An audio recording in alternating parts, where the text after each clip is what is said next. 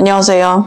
80년대 빨간벽돌 빌라 거주 20년 이상 빌라 나이랑 내 나이랑 거의 동갑인 동갑내기 친구 유튜버 김알파카입니다. 오늘은 제가 빌라 얘기를 할 거예요. 어떤 구독자분께서 이제 집을 사야겠는데 서울에 있는 컨디션 괜찮은 빌라를 살지 아니면은 경기도 썩다리 아파트를 살지 고민 중이라고 하셨거든요. 그런데 저는 빌라를 사지 마라, 빌라 매매를 뜯어말린 이유를 전부 다 잘 알고 있을 거라고 생각했거든요. 근데 그게 제 오산이었음을 이번 질문을 통해서 깨달았는데, 제가 어린 시절부터 토탈 20년 이상 거의 30년 가까이 빨간벽돌 빌라 거주자로서, 또한 현재 경기도 썩다리 아파트 영끌 소유자로서 개인적인 의견을 말해보도록 하겠습니다. 질문 남겨주신 분처럼 같은 선택의 기로에 있는 분들에게 조금이라도 도움이 되고자 해서 오늘 컨텐츠를 마련한 건데요. 미리 말하지만 저는 부동산에 대해서는 1도 모르고요. 근데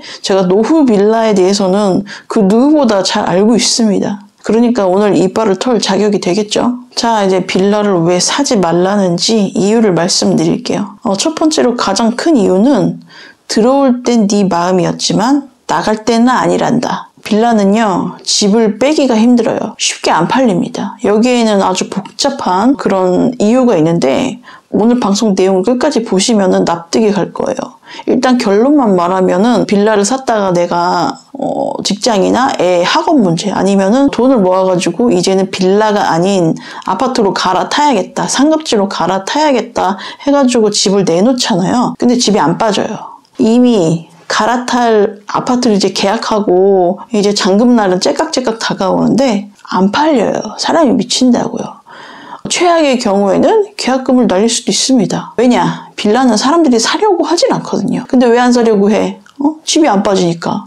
왜 집이 안 빠져? 사람들이 안 사려고 하니까. 단순한 겁니다. 계속 이게 쳇바퀴 돌듯이 계속 돌아가는데, 집을 내놓고 빠지는 속도 따지면은 빌라에 비해서 아파트는 황금성이 거의 현금 수준이에요. 아파트는 어떤 경우도 있냐면 집을 보지도 않고 가계약금부터 일단 찔러 넣어. 그런 경우도 있고요. 일단 아파트 중에서도 더럽게 안 빠지는 데도 있긴 한데, 저는 일단 통계를 말하는 겁니다. 일반적인 경우. 그러니까 또 뭐 부들부들거리면서 따지지 좀 마세요. 지겨워 죽겠어. 저는 일반론과 통계를 말하는데 왜 특수한 경우를 가지고 그런 걸 예를 들어서 뭐 반박하고 막 지랄이는 사람들이 있는데 피곤하다고요. 제발 맥락을 좀 이해를 하고 반박을 하더라도 반박을 하세요. 그리고 두 번째로, 빌라는 가격이 오르지가 않아요. 빌라는 이제 재건축 이슈가 없으면은 제자리 걸음이거나 아니면 오히려 집값이 떨어집니다. 모든 빌라가 안 오르는 건 아니에요. 오르기도 해요. 근데 빌라가 이렇게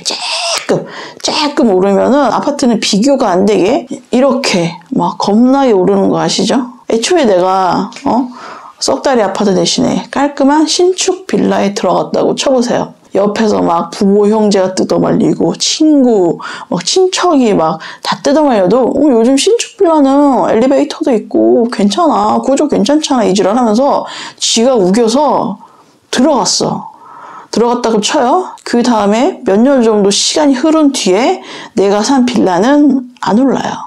안 오르고, 그때 내가 선택하지 않은 썩다리 아파트, 오래된 아파트는 가격이 쭉쭉 오릅니다. 이거를 참고 견딜 수 있으면 사도 돼요. 거의 뭐 무소유, 법정 승인 코스프레가 가능한 사람만 빌라를 구입하시면 됩니다. 그리고 세 번째로, 빌라는 느낌대로 지은 건물입니다. 일단 평수부터가 지멋대로 평수예요. 같은 평수라는데 직접 가보면은 완전 차이가 많이 나고요. 집이 그리고 사각형이 아닐 수가 있어요. 여러분들 사는 집이 사각형이라는 것에 감사하면서 살아야 돼요. 사각형이 아니면 어떤 일이 발생하냐면 가전이나 가구 이런 거 배치부터가 이제 빡치고 꼭 계륵스러운 공간이 나옵니다. 근데 뭐 느낌대로 지어도 괜찮다, 개성 있어서 좋다, 이런 사람들은 또 유념해야 되는 게, 일단 싼마이스럽게 짓습니다. 건설사라고 부를 수 없는 그런 학구업체가 건물을 짓는데 좀 학구스럽게 짓는다. 당장은 새 건물이고 사계절이 안 지났잖아요. 그래서 괜찮아 보이는데 1년은 살아봐야지 알아요. 누수, 결로, 우풍, 배수 이런 문제가 골고루 생깁니다. 아주 쉬지 않고 생겨요.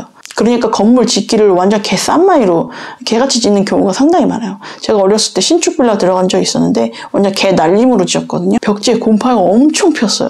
그러니까 집에 인테리어 해본 분들은 알 거예요. 이 집 고치다가 뒷목 잡습니다. 뒷목 잡고 쓰러져요. 왜냐면은 공사하는 걸 주인이 옆에서 지켜보고 감시를 해도 족같이 해놓고 가요. 제가 옛날에 엄마 집에 살았는데 화장실을 고치려고 공사를 맡겼거든요. 근데 변기를 존나 찐따같이 붙여놓은 거야.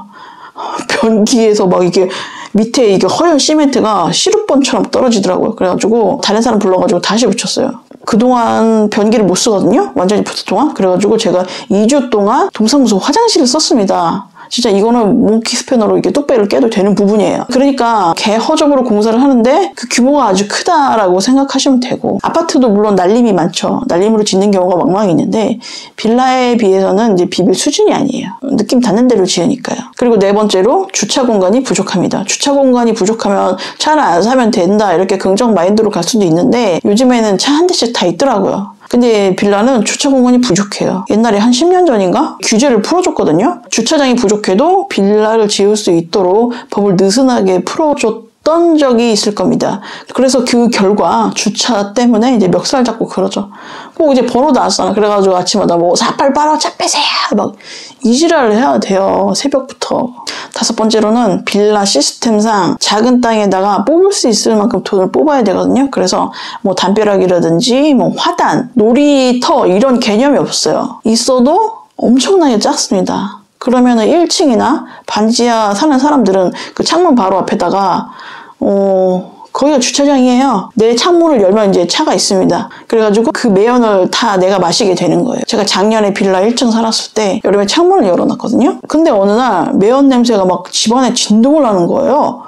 알고 봤더니 누가 차를 우리 집 앞에다 대놓고 에어컨을 켜놓고 이제 낮잠을 자빠져 자고 있더라고요. 시동을 켜니까 그 매연이 다 우리 집으로 들어온 거죠. 나 진짜 빡쳐가지고 그때 막 엄청 막 헛구역질 나고 그랬거든요. 이런 거는 이제 저층이라면 공통적으로 겪는 불편이긴 한데요. 특히 빌라는 누가 내 코앞에다가 주차를 해놨다 그런 셈이거든요. 그래서 주차된 차가 시동을 걸 때마다 그 소음하고 매연이 우리 집으로 다이렉트로 들어와요. 시동 켜는 소리 있잖아요. 밤이고 낮이고 그게 막 돌비 서라운드로 들립니다. 6번째로 빌라 관리비가 싼 이유를 여러분들 아세요? 관리가 없으니까 관리비가 쌉니다. 경비가 없어요. 그리고 또 총대 메고 관리를 하는 사람이 없으니까 또 개판될 확률도 높고요. 제가 살던 집 바로 옆에가 쓰레기 이렇게 모아놓는 거, 사람들이 쓰레기 버리는 곳인데 감시하는 사람이 없으니까 뭐 음식물 쓰레기도 개판으로 버리고요.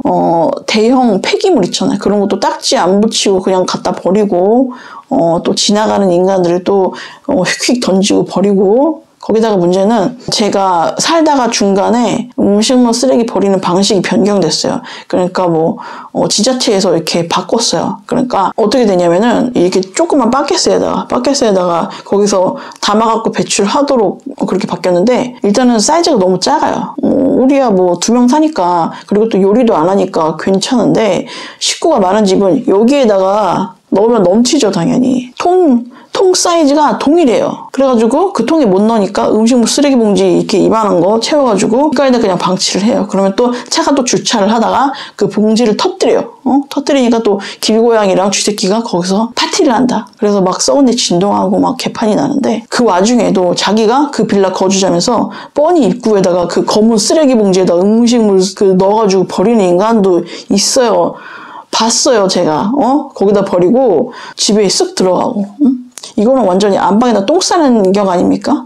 이게 막 사람 새끼인가 싶은데, 제가 이런 문제로 이제 국민신문고에 올리려다가 이사를 나온 거예요. 그러니까 결벽증이 있다, 그런 사람들은 빌라에 살기가 힘들어요. 나니까 산 거고, 그나마 집주인들이 많이 사는 곳 있잖아요. 빌라 고인물들이 있는 데는 노인네들이 막 젊은 사람들한테 참견을 했어서 그렇지 청결은 어느 정도 유지됩니다. 거기 집주인들이 많이 살면은 그래도 괜찮아요. 근데 만약에 여기 세입자밖에 없다 그러면은 완전 개판 나요. 유지 보수 개념이 없어요. 점점 폐허가 되어갑니다. 7번째로 또 빌라는 대출 받을 때부터 힘들어요. 제가 디딤돌 대출 컨텐츠 할 때 어떤 분이 댓글 남겨주셨는데 빌라는 대출도 많이 안 나온대요. 아파트는 한 70%까지 나오는데 빌라는 디딤돌이 50%밖에 안 나온다고 말씀해 주셨어요. 왜냐면 빌라는 가치가 부정확하기 때문이에요. 아파트는 몇 단지 몇 층은 매매가 전세가 얼마 이렇게 딱딱 계산이 나오는데요. 빌라는 뭐 사각형도 있고 오각형도 있고 막 그런 프리스타일 해가지고 정형화된 그런 게 없어요. 그래서 정확한 가치를 측정할 수가 없습니다. 뭐 분양사무소에서 뭐 자기 돈 1,000만 원만 있으면 뭐 대출 땡겨준다 어쩐다 이렇게 말을 하는데 뭐 우리가 모르는 야로가 있겠죠. 또 문제는 요즘에 신축 빌라, 신축 빌라로 들어가지 말라는 얘기가 있는데요. 아파트보다 싸게 샀다고 좋아했는데 일단 신축이라서 깔끔하고 엘리베이터도 있고 또 아파트보다 싸게 사가지고 이제 좋아했는데 일단은 내가 샀을 때가 상투를 잡은 거예요. 점점 이렇게 가격이 떨어질 수도 있고요. 아까 언급했던 하자가 이제 슬슬 드러납니다. 우리나라 집은 사계절을 놔봐야지 진가를 알아요. 이제 신축 빌라는 감가를 때려 맞는 일만 남은 거죠. 8번째로 이제 공포의 빨간 벽돌 빌라에 대해서 얘기를 해줄까요? 소위 빨간 벽돌 빌라라는 거는 80년대에 지어진 빌라를 말하거든요. 재건축을 노리고 이런 물건을 사는 사람이 분명 있어요. 제가 빨간 벽돌 빌라 20년 이상 거주자로서 이거는 쥐약일 수도 있다. 아무리 재개발 뭐 재건축 할애비가 와도 만약에 내가 실거주를 한다? 일단은 수도를 틀면 녹물이 나와요. 수압도 굉장히 약하고요. 졸졸졸졸 녹물이 나와요. 애가 있는 집에서 굉장히 곤란하겠죠. 그리고 또 수도관이 만약에 망가져서 물이 새서 고치려고 하잖아요. 일단 관이 사갔기 때문에 업자가 손을 안 대려고 해요. 왜냐면 건드리면 건드릴수록 바스라지니까. 그래가지고 진짜 안 하려고 합니다. 그리고 또 너무 오래되니까 아무리 리모델링 막 똥을 싸도 하자는 계속 생겨요. 이게 전기까지도 지랄인 게 제가 그 집 살 때 컴퓨터 모니터가 자꾸 망가졌거든요. 그때 막 2대인가 갈았어요. 아무 이유 없이. 그래서 제가 에이스 기사를 불렀는데 원래는 이 집이 110V였다. 근데 220V로 바뀌니까 뭔가 불안정하다고 그랬나? 그런 식으로 말을 해줬어요. 물론 그 이유일 수도 있고 다른 이유일 수도 있지만 아무튼 자주 망가졌습니다. 그리고 또 이거를 세입자를 들여도 문제예요. 내가 돈을 들여가지고 올 수리를 해도 문제가 생긴다고 했잖아요. 내가 바로 전에 월세에 살던 집도 그랬어요. 올 수리했고 진짜 샤시에다가 방에 문짝까지 다 뜯어가지고 고친 집인데 여름에 누수가 생긴 거예요. 집 안에서의 문제는 아니고 건물 옥상에서 뭐가 샜나 그럴 거예요. 여러분들 기억나세요? 2020년도에 장마가 아주 징그러웠습니다. 징그럽게 길었어요. 6월부터 이제 비가 아주 진저리 치게 와가지고 계속 이제 방 안으로 빗물이 들어오는 거예요. 그래가지고 겨우 추석 전에 고쳤거든요. 왜냐면 비가 안 와야지 방수공사를 하잖아요. 그래서 추석 때까지 기다렸어요. 비 안 올 때까지. 이때 집주인분이 굉장히 미안해하셨는데 그분이 고의적으로 나를 괴롭히려고 이렇게 구멍을 뚫고 그런 건 아니잖아요. 근데 이 집이 썩어서 자꾸 이런 문제가 생기는 거예요. 자잘자잘하게 아니면 굵직굵직하게. 그러니까 내가 집주인이지만 세입자한테 면목이 없고 또 수리를 하는데 돈이 많이 들어요. 그러면은 어느 순간 월세 수익을 앞지르게 됩니다. 내가 스트레스는 스트레스대로 받고 또 손해를 보게 되는 거예요. 결국에는 이제 그 집주인분이 집을 팔려고 내렸는데 안 팔리는 거예요. 안 팔려가지고 다시 세입자를 받았어요. 뭐 집이 충분히 썩었으니 뭐 재건축 이런 걸 말씀하시는데 그게 쉬운 게 아니에요. 제가 고등학교 때 고양시로 이사를 왔는데요. 다 썩은 빌라가 이제 재개발이 된다 그래가지고 들어갔거든요. 근데 20년 동안 재개발 군불만 피우고 있더라니까요. 결국엔 엄마가 이제 지지치고 그 집을 이제 몇 년 전에 팔았어요. 되게 오래된 건 아니에요. 근데 재개발 인가가 우리가 살던 집 재개발 인가가 난 게 저번 달이에요. 그래서 여러분들 녹물 나오는 집 썩다리 빨간 벽돌 빌라에서 존버 25년 이상 할 수 있으면 한번 해보시고요. 내가 고3 때 재개발 얘기가 나왔는데요. 그 주변은 또 재개발 됐어. 지금 내가 42살이야. 42살인데 이제서야 재개발 인가가 났다고 하더라고요. 이거 존버가 가능하시면은 존버하시면 됩니다. 재개발이 그렇게 말처럼 똑딱하고 쉽게 되는 건 아닙니다. 그리고 또 거주기간이 있을 거예요. 의무 거주기간도 있어서 거기에 맞춰가지고 아무튼 들어가야 되고 아무튼 굉장히 복잡해요. 쉬운 게 아닙니다. 제가 이렇게 썩다리 빌라에 산 증인으로서 상당히 부정적인 얘기를 했는데 이거 저 혼자만의 주장은 아니고요. 대부분의 사람들이 말하는 일반론입니다. 남들이 말리는 데는 다 이유가 있겠죠. 하지만 그럼에도 불구하고 빌라를 사야 되는 경우가 있습니다. 우리가 아파트 갈 돈이 없는데 어떡해요? 돈이 없는 걸 어떡해요? 그리고 서울에 직장에 있는 사람한테 저처럼 가격 맞춰서 빌라 살 돈으로 경기도 외가 이렇게 쭉쭉 올라가가지고 정은이 만나러 북으로 전진해가지고 파주에 살라고 할 수는 없는 거잖아요. 인간적으로 출퇴근은 가능해야죠. 출퇴근 너무 오래 걸리면 그것도 낭비고요. 빌라 소유자들이 다들 어리석어서 빌라를 구입한 건 아닙니다. 상황이 피치 못했기 때문에 살 수밖에 없었던 상황이었기 때문에 산 거거든요. 근데 이 영상을 만든 취지는 그냥 뭣도 모르고 아무 생각 없이 싸다고 덜컥 빌라를 물어선 안 된다는 거죠. 그걸 말씀드리고 싶어서 그런 거예요. 그리고 일단 빌라를 사셨으면은 가격 오르는 것을 그냥 포기하면 됩니다. 재테크 수단으로서의 빌라는 포기하는 얘기죠. 그냥 옆에 뭐 어디가 몇 억씩 오르든 간에 뭐 아파트 얼마 올랐다더라 이런 거 신경 하나도 안 쓰고 살 각오가 돼 있다면은 사셔도 돼요. 그리고 또 모든 빌라가 하자가 있는 것도 아니고. 제가 직접 살아보면 아파트랑 아주 큰 차이는 없어요. 조금 불편할 뿐이에요. 그래서 그런지 이제 빌라에 노년층들이 많이 살거든요. 내가 앞으로 이사할 일도 없고 여기서 생을 마감해야겠다. 이런 분들이 많이 계십니다. 제가 살았을 때도 젊은 사람들, 저도 젊은 나이는 아닌데 제가 제일 젊은 편이었어요. 자녀를 제외하고. 그리고 또 빌라 거주의 유일한 장점이라면 관리비가 적게 나옵니다. 생활비가 적게 들어요. 같은 평형대 아파트 살면은 관리비가 14만 원 나올 거를 빌라는 수도세 포함해서 3만 원만 내면 됩니다. 뭐 남는 돈을 저금을 하든가 뭐 사 먹든가 하면 돼요. 근데 관리비가 없으므로 관리는 없다. 그런 거 바라지 마세요. 그리고 빌라에 살면 좋은 점은 집에 묶이는 돈이 적어요. 가격이 싸니까. 그 돈으로 뭐 투자를 하든가 할 수는 있는데 솔직히 툭 까놓고 말해서 빌라 소유자 중에서 목구멍이 푸득 쳐있는 사람이 많거든요. 그래서 이거는 좀 현실성이 없는데 뭐 투자 개념으로 사신 분들에게는 해당되는 얘기겠죠.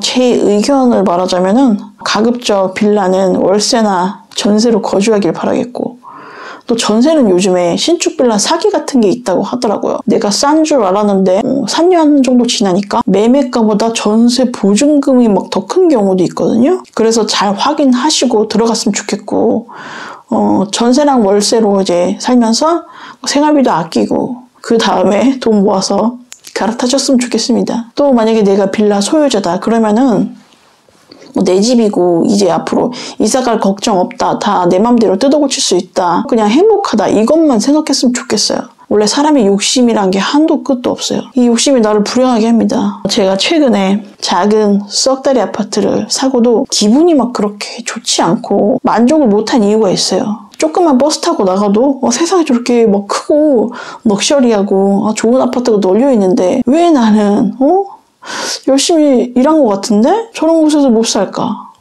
왜 내 집은 자꾸 썩었을까? 이런 마음이 들더라고요. 누가 보면은 분명히 배때기가 쳐 불렀다 이런 말씀 하실 텐데요. 내 입장이 돼보면 똑같은 생각이 들 거예요. 근데 만약에 내가 그 생각이 계속 빠져있다. 그럼 답이 없는 겁니다. 내가 이 집 대출 겨우 1회차 나갔거든요. 근데 막 40평, 50평 이런 아파트 언제 사겠어요? 아주 먼 훗날엔 뭐 살 수도 있겠고 로또 되면 사겠는데 일단 당장은 한숨만 나오죠. 근데 그 생각을 끊어야지 내가 살아요. 그러니까 불평불만에 빠져가지고 이런 시간을 오래 보내면은 사람이 정신이 피폐해지고 활기가 없고 열심히 살아야겠다 그런 원동력 자체가 사라집니다. 그래서 저는 저의 이 병신 같은 탐욕을 손절하기로 결심했어요. 그러니까 좀 낫더라고요. 오늘 방송 부동산 무지랭이 입장에서 저의 개인적인 경험하고 느낀 점을 얘기해봤어요. 뭐 여러분들 문제는 여러분들이 알아서 하시길 바라겠고요. 아무튼 현명한 판단하시고요. 알아볼 거 다 알아보고 이사 가세요. 오늘 방송 여기까지입니다.